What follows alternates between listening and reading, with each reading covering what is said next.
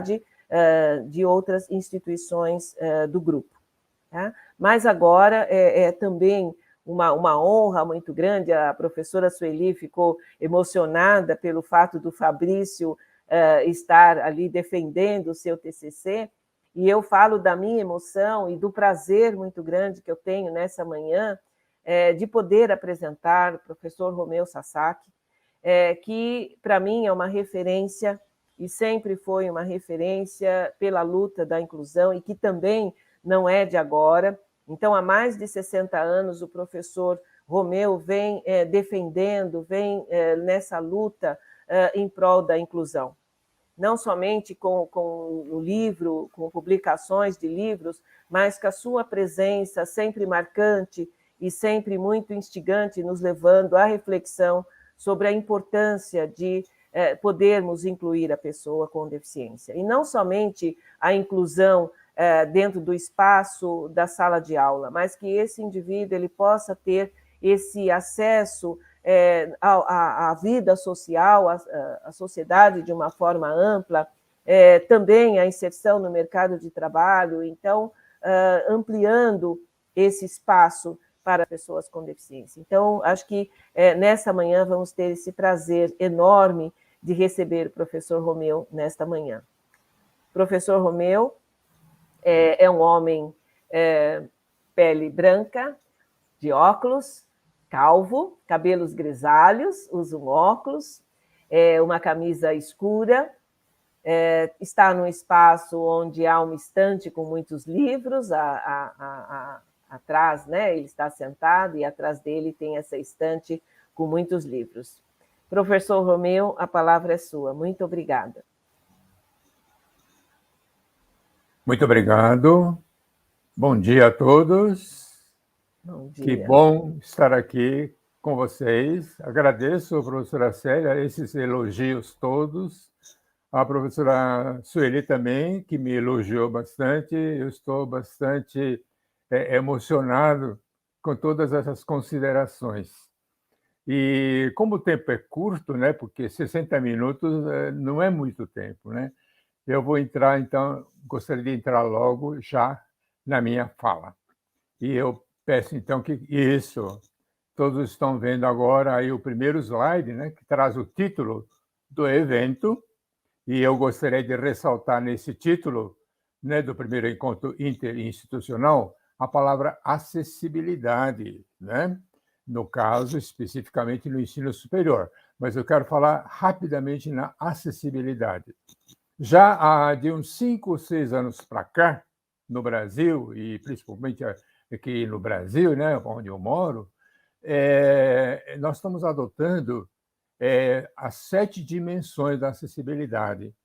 Por que eu chamo atenção a esse detalhe? Porque quando a gente fala só acessibilidade, todo mundo só pensa na acessibilidade arquitetônica, o que é um equívoco muito grande nos dias de hoje, né? Antigamente tudo bem, né?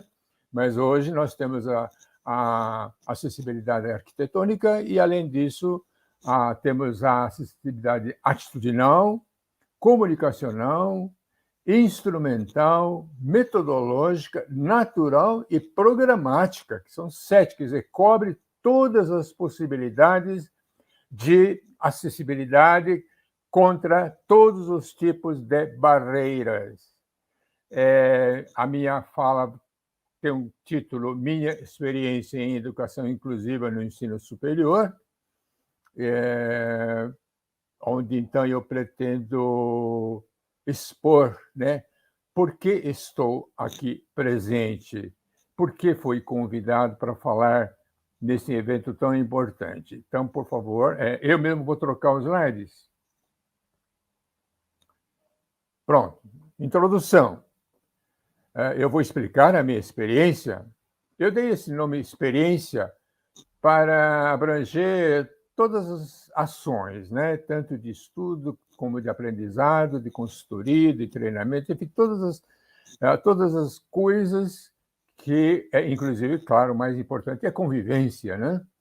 Com as pessoas com deficiência e outras pessoas também sem deficiência. Eu vou explicar, então, essa experiência que eu tenho em educação inclusiva, no ensino superior, dividindo essa explicação em 10 momentos, né? Então, vou dedicar mais ou menos 5 minutos, ou 5 a 6 minutos, para cada momento, tá bom? A aplicação dos princípios da inclusão, eu como professor na educação superior, foi uma consequência natural da convivência. Daí a palavra convivência, né? É fundamental na minha trajetória pessoal e profissional, além de familiar, etc. Então, eu tive essa convivência desde a infância, depois de adolescência, juventude e fase adulta. Claro, a educação, aliás, a minha experiência no ensino superior, eu comecei a partir da fase adulta, mas a minha preocupação é a seguinte: quero justificar ou mostrar que o que eu consegui fazer a partir da fase adulta na educação superior foi uma consequência natural de uma série de fatos que ocorreram desde a minha infância. Então, eu, quando olho para trás, vejo que cada coisa que aconteceu na minha infância, adolescência, etc., teve sua razão de ser e me mostrou a essência da educação. E a essência da educação inclusiva. Próximo slide. Então, o primeiro momento é de 1938, é o ano em que eu nasci, daí eu ter começado a minha convivência já quando eu nasci, vai até 1959. É uma convivência, então, que eu tive como aluno sem deficiência, né? Aluno sem deficiência, é o meu caso, estudando na mesma sala de aula comum com alunos que tinham deficiência. E tudo isso eu resgatei quando eu olhei para trás, né? Já adulto. E eu estou mostrando aqui uma fotografia que o meu pai guardou da época, um pouquinho antes de eu nascer, né? É uma fazenda de gado, dá para ver aí vários animais, né? O gado do lado esquerdo da foto, do lado direito tem umas árvores imensas, muito altas, né? Frondosas. E temos algumas pessoas que são colonos japoneses, imigrantes do Japão, e também os que nasceram aqui, né? Estão trabalhando nessa fazenda. E o que eu tenho a ver com isso? É que meu pai veio ao Brasil para ser professor dos imigrantes japoneses e dos descendentes que nasceram aqui no Brasil. E essa fazenda foi onde meu pai foi trabalhar, já na década de 30, né, 1932, e o dono da fazenda era um inglês que construiu uma pequena casa, uma espécie de edícula, onde moraram inicialmente meu pai e minha mãe, e eu nasci na casa. E meu pai ensinava os colonos o dia inteiro, de manhã, à tarde e à noite. E ensinava onde? Na nossa casa, né? Então, eu costumo brincar que eu nasci numa escola. Então, veja, o meu futuro, né, já começou desde que eu nasci, né? Eu nasci numa escola. Próximo slide. Eu estou apresentando aqui duas fotografias. Do lado esquerdo, duas pessoas, sendo que do lado esquerdo estou eu, com idade de 10 anos.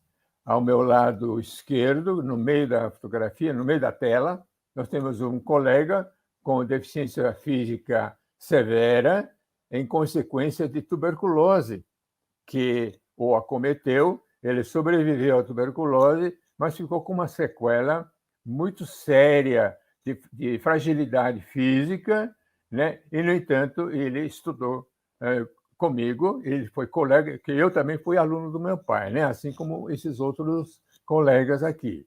E a outra fotografia do lado direito da tela é um outro colega, e aí ele está sentado no chão com as pernas esticadas, abertas, né? Ele tinha sequela de paralisia, portanto, dos membros inferiores, né? E era colega nosso. Então, imagine, desde que eu nasci, que eu era tão pequeno, né?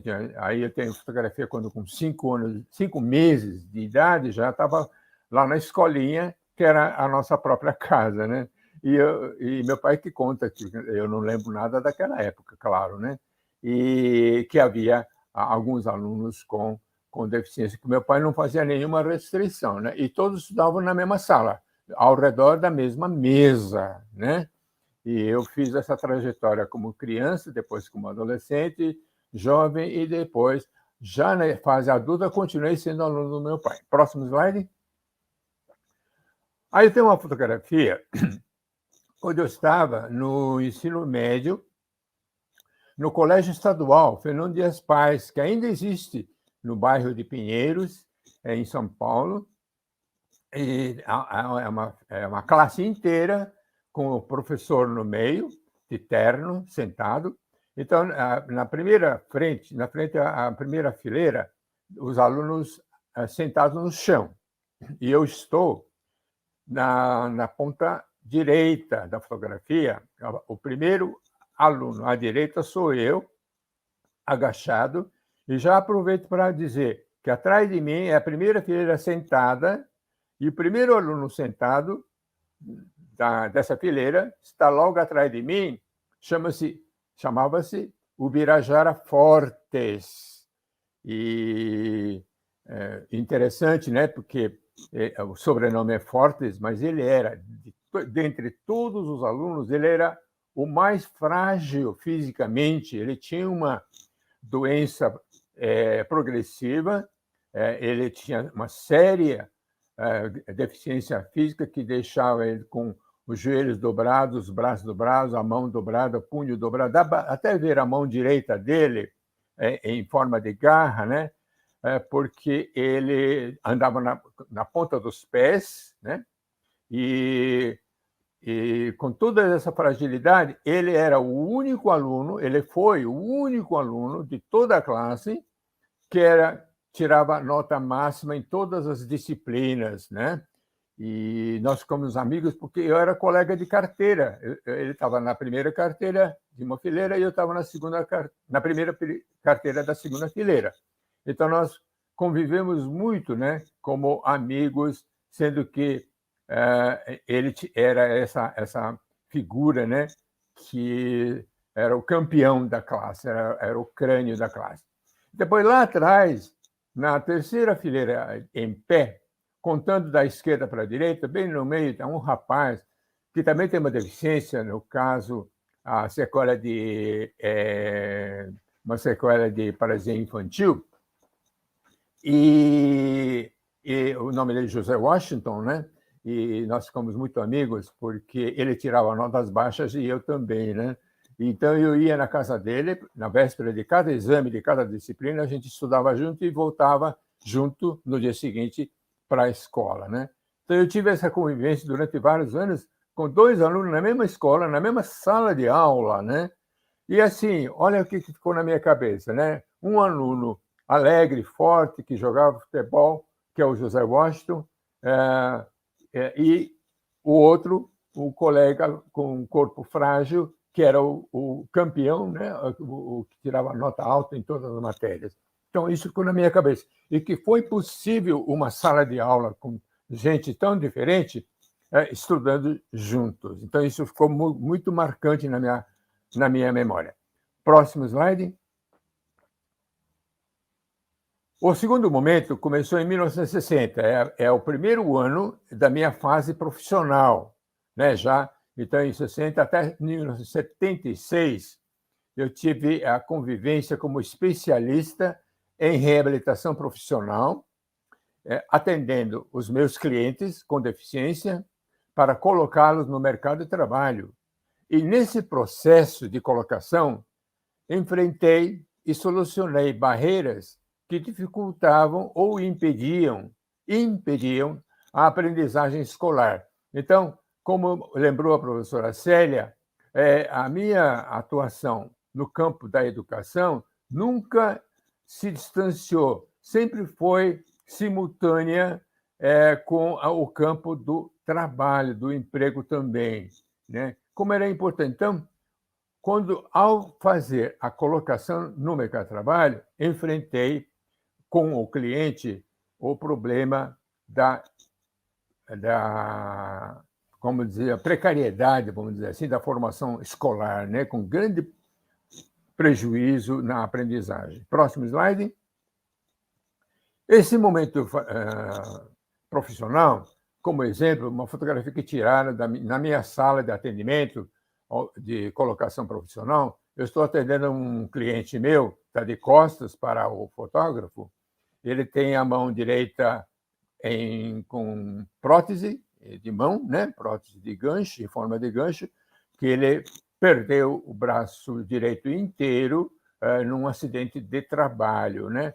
E aqui é o Instituto de Reabilitação da Faculdade de Medicina da Universidade de São Paulo, onde eu trabalhei 10 anos, né? Fazendo essas tais colocações. Então, eu sempre enfrentei com esses clientes a questão da falta ou precariedade na formação escolar. Então, eu quero chamar a atenção das todas as pessoas que estão assistindo este evento, como é importante, né, que haja uma parceria, um trabalho conjunto e bastante dialogado entre os professores e os profissionais da colocação no mercado de trabalho. Próximo slide, por favor. O terceiro momento começou em 1965, 65, vai até 1990, eu convivendo na condição de docente em 4 faculdades, né? Eu tive essa felicidade, esse privilégio de atuar em 4 faculdades simultaneamente durante 25 anos, e onde, então, claro, né, eu levei para a minha carreira de magistério no ensino superior, toda a vivência, tudo que eu aprendi, tudo que eu observei, tudo que eu entendi da importância da educação inclusiva, né? E que eu, como professor em faculdades, eu prestei muita atenção nisso e modifiquei o conteúdo programático, as técnicas didáticas e pedagógicas, de tal maneira que os alunos, qualquer que fosse a situação, a condição, qualquer aluno com deficiência ou sem deficiência pudesse realmente aprender, né? Então, aqui eu estou mostrando 2 fotografias, uma na parte superior, outra na parte inferior. Na parte superior, são 3 alunos meus que interpretando uma peça teatral que eu escrevi, simulando um atendimento lá no Instituto de Reabilitação da Faculdade de Medicina da USP, e na parte de baixo é uma foto após o término do teatro, né, da ação dramática, lá da peça dramática, em pé, do lado esquerdo, o diretor real lá do Instituto, né, o meu diretor, e eu em pé como professor. E na frente, sentados, os alunos que foram personagens do atendimento em reabilitação profissional, né? Cada um desses alunos fez papel de assistente social, psicólogo, colocador profissional e assim por diante. E eu convidei o diretor, e ele compareceu a essa aula, e ele assistiu e fez o comentário técnico, uma análise crítica técnica da peça, né? Para não só ver o desempenho artístico dos alunos, mas também a importância da ação, né? A importância do trabalho em equipe, de uma equipe que atendia, né? Multidisciplinar. Próximo slide, por favor. Essa é uma outra faculdade, onde os alunos estão sentados, um grupo sentado no chão.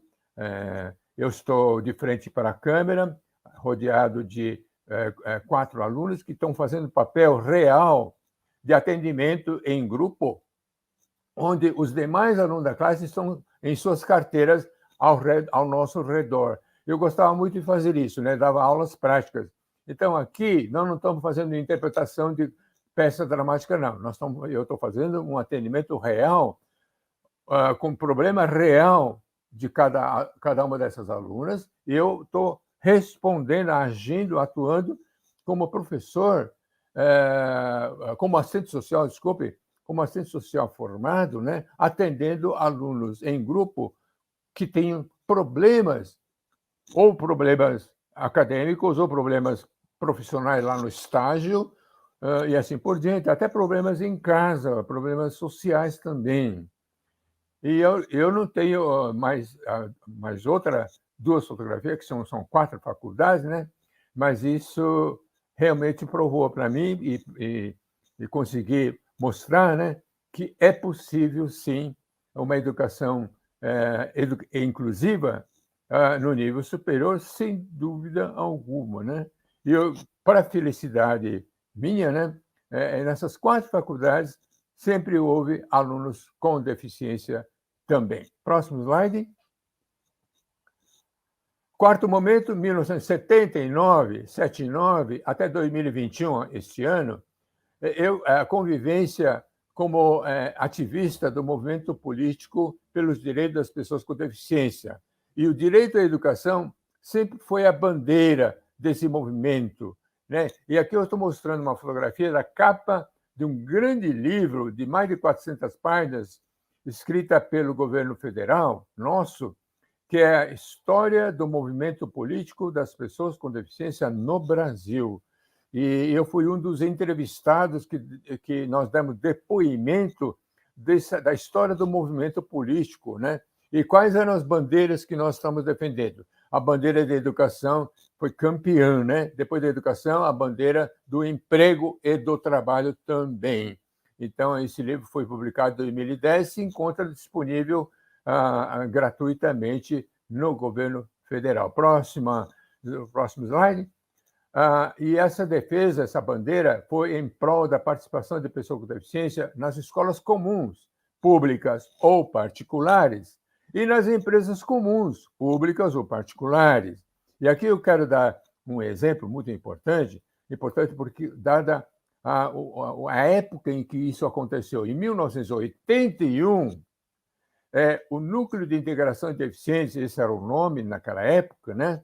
Um grupo, uma ONG, em parceria com a Secretaria de Educação do Estado de São Paulo, para a inserção de alunos com deficiência nas escolas estaduais comuns. Quer dizer, isso em 81 nós fizemos isso, né? Orientamos a Secretaria de Educação, em 81, para receberem, com a nossa orientação, alunos com deficiência em salas comuns, né? Da rede estadual de educação. Próximo slide. Quinto momento, 1986 a 1993, a convivência como autodidata, onde eu aprendi por mim mesmo, adquirindo conhecimentos teóricos sobre o trabalho e emprego para pessoas com ou sem deficiência muito severa. E aqui vai assim um detalhe onde eu chamo a atenção, porque pessoas com deficiência muito severa, qualquer que seja o tipo, mas desde que seja muito severa, sempre foram deixados para trás, sempre foram rejeitados, sempre foram excluídos, né? E eu aprendi uma metodologia para que essas pessoas pudessem entrar no mercado de trabalho, mesmo tendo ou não deficiência muito severa. E chama-se metodologia do emprego apoiado. Entre os candidatos ao emprego apoiado e os trabalhadores colocados em emprego apoiado, era notória a falta ou a precariedade da formação escolar. Olha aí, novamente, né? A questão da educação interferindo no futuro, na perspectiva de trabalho das pessoas com deficiência ou sem deficiência. Próximo slide. Sexto momento, 1994 até este ano. Convivência como capacitador de consultores de emprego apoiado, que são os profissionais de nível superior, para que eles possam colocar pessoas com deficiência severa no mercado de trabalho, pessoas essas que, como eu disse no slide anterior, apresentavam sérias desvantagens no processo de transição da escola para o trabalho. Então, quem estava, nós, profissionais que já estavam na área do trabalho, recebíamos da educação alunos despreparados, alunos com pouca escolaridade, né? com precariedade na sua formação escolar. Então, eu quero realmente chamar a atenção à importância do professor de sala de aula, do pedagogo, do psicopedagogo, dos educadores de um modo geral. Próximo slide, por favor. Sétimo momento, 1996, convivência como participante da Conferência Estadual de Educação Inclusiva, ocorrida no estado da Louisiana, nos Estados Unidos, nos dias 21 e 22 de outubro daquele ano. E o tema central dessa conferência estadual, à qual eu estive presente pessoalmente, né? Eu ganhei uma bolsa que pagou a inscrição, o tema era Educação para Todos. Olha só o termo, né? Educação para todos. 2 pontos, reestruturação para a educação inclusiva. Reestruturação do sistema educacional tradicional, convencional, para a educação inclusiva. Nossa, foi um aprendizado, 2 dias cheios, né? Aprendi muito. Nossa, admirei os professores que deram depoimentos, apresentaram slides, trouxeram vídeos, venderam livros, alguns livros foram distribuídos gratuitamente. Próximo slide. Estou terminando já. 8º momento, 1999 a 2010, convivência como consultor de educação inclusiva nas secretarias estaduais de educação de Goiás, Minas Gerais, Acre e Paraná, e em algumas secretarias municipais e escolas particulares também. E qual foi essa convivência? Eu ajudei esses estados que eu mencionei, algumas secretarias, para reestruturar o sistema educacional comum, tradicional, convencional, para sistema educacional inclusivo, né? Por exemplo, em Goiás, fiquei 8 anos dando essa consultoria em educação inclusiva, né? Fazendo capacitação dos professores, das famílias, de todos os educadores, capacitação da comunidade, gestores. Enfim, foi uma experiência fantástica, né? Então, Minas Gerais, Acre, Paraná. Acre, eu voltei 3 vezes lá no Acre, né? Então, sou muito grato a essa convivência que me proporcionaram esses estados e em algumas escolas particulares também. Próximo slide. 9º momento, 2021, este ano, eu tive a honra de ser convidado como professor, né? Convivência como professor convidado da banca de qualificação do Programa de Pós-Graduação em Educação da Universidade Federal do Maranhão, na dissertação de mestrado da aluna Josiana Lemos, que tinha deficiência. E o título do trabalho dela era Inclusão dos servidores com deficiência da Universidade Federal do Maranhão, 2 pontos, desafios e possibilidades. E eu tive, então, a chance de analisar esse volumoso trabalho dela, e no dia da qualificação participei online para fazer a minha análise crítica, técnica, e, claro, eu dei a nota máxima para ela, porque ela foi realmente bastante competente. Próximo slide, que é uma continuação. A orientanda, então, chama-se Josiana Lemos, e a orientadora, professora doutora Thelma Chaine, do Programa de Pós-Graduação em Educação e também Núcleo de Acessibilidade da Universidade Federal do Maranhão, que já, então, desde 2015, começou a adotar as 7 dimensões da acessibilidade no seu núcleo. Próximo slide. Último slide, né? 10º momento, 2020, ano passado e este ano. Eu tive uma convivência muito importante para mim como consultor de educação inclusiva. O exemplo, aconteceu a audiência pública sobre o decreto 10.502 de 2020, que apresentou a Política Nacional de Educação Especial, com esse nome, Educação Especial e não inclusiva, convocada essa audiência pelo Supremo Tribunal Federal, STF, que instituiu 2 grupos, um grupo contra e um grupo a favor da revogação desse decreto, que, na minha opinião e na opinião do grupo a favor da revogação, ao qual eu pertenci, considerou esse decreto um retrocesso total a todas as conquistas da educação inclusiva no Brasil em nível federal. Então, eu fui um dos expositores habilitados pelo Supremo Tribunal Federal para defender a revogação. Nós vamos publicar. Esse grupo que foi a favor da revogação já preparou um livro que vai ser publicado e lançado no mês de janeiro do ano que vem, daqui a pouco, né? E todos vocês poderão ter acesso a esse livro, que, logicamente, será distribuído gratuitamente, né? Então, com isso, meus amigos, eu espero ter conseguido mostrar como foi importante que eu tivesse adquirido, desde a infância, a noção da importância da essência da educação, que seria a essência da inclusão, a essência de estudarmos juntos, de trabalharmos juntos, de crescermos juntos, no mesmo espaço de aula. É muito importante isso. Não adianta haver um outro sistema paralelo, segregado, com todas as vantagens, porque tudo isso ficaria sendo prejudicado por estar separado. O que nos interessa na educação inclusiva é estarmos juntos no mesmo espaço escolar. Certo? Próximo slide, por favor. Agradeço a atenção de todos. Meu e-mail é romeosasaki, tudo junto, @gmail.com.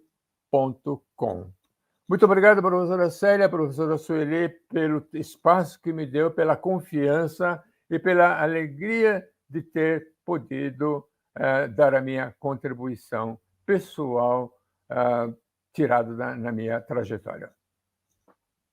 Maravilha, maravilhosa a sua trajetória, professor. E acredito, assim, quando o senhor iniciou a sua fala, falando das 7 dimensões, e quando as pessoas ficam preocupadas com a questão, né, da dimensão de acessibilidade, a dimensão arquitetônica, e na sequência o senhor fala da dimensão atitudinal. E eu vejo que no seu percurso de vida, esta dimensão ela esteve presente em relação à sua atitude, desde lá no início, com aqueles coleguinhas, o senhor aos 10 anos, e já tendo contato com as crianças com algum tipo de deficiência, uns mais limitados do que outros, mas penso que essa dimensão atitudinal, e acredito que ainda hoje essa dimensão atitudinal é aquela que vai romper as barreiras. Exatamente. Porque é o primeiro contato que a gente vai tendo com a pessoa com deficiência e que vai fazendo com que a gente possa ter um outro olhar a partir do conhecimento dessa pessoa.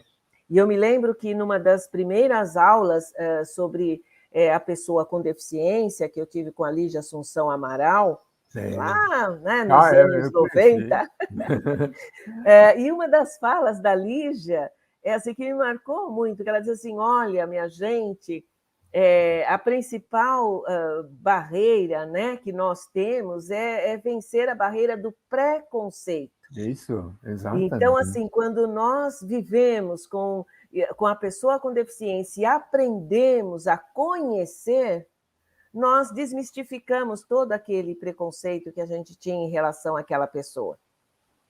E nessa sua fala, eu vejo muito forte essa questão do rompimento dessa barreira atitudinal. Na sua aula, lá com os alunos, né, assim, sentados, e aquela roda, né, de conversa, interação, de integração ali, isso tudo é muito rico. E eu não vejo outra maneira de permitirmos o trabalho, de termos acessibilidade, se não for rompendo essa primeira barreira, que eu vejo que é a barreira atitudinal. Quer seja dentro da própria família, porque muitas vezes a própria família ela mantém essa barreira, assim como dentro da escola, e que a escola tem que ser esse espaço provedor dessa acessibilidade total, não somente em termos da minha atitude, mas de toda a possibilidade de acesso para que esse aluno venha. E quando o senhor, né, e assim, eu vejo que tem aí, né, essa força, e daquilo que o senhor observou também, e que a gente observa em termos desse acesso e dessa inserção um pouco mais tarde lá no mercado de trabalho. Porque se tem o fulaninho lá sem a deficiência, nós preparamos para que ele seja, sei lá, um professor, um médico, um dentista, um técnico em informática, a gente vai estimulando. E para a pessoa com a deficiência, já existe dentro da própria família ele não vai ter condições, ele não vai conseguir. Exatamente. E quando eu vejo que o número de alunos aqui na Universidade Cruzeiro do Sul aumentou significativamente, e quando eu vejo uma aluna com síndrome de Down ingressando na universidade, não somente o aluno cadeirante, o aluno surdo, o aluno com a deficiência auditiva, o aluno com baixa visão, mas e principalmente o aluno com a deficiência intelectual, porque para esse, geralmente, o acesso fica muito mais difícil. Né? Muito obrigado, professora Célia. Muito obrigado, bem observado. Professor Romeu, eu agradeço imensamente em meu nome, em nome da professora Sueli, em nome do professor doutor Luiz Henrique, nosso reitor, da nossa pró-reitora de graduação, professora Amélia Maria Jarmendia. Nós agradecemos imensamente a sua disponibilidade, essa manhã maravilhosa em que a gente pôde compartilhar da sua história de vida, porque os seus slides e a mim fez refletir sobre a minha infância e dos contatos que eu tive com coleguinhas que tinham algum tipo de deficiência.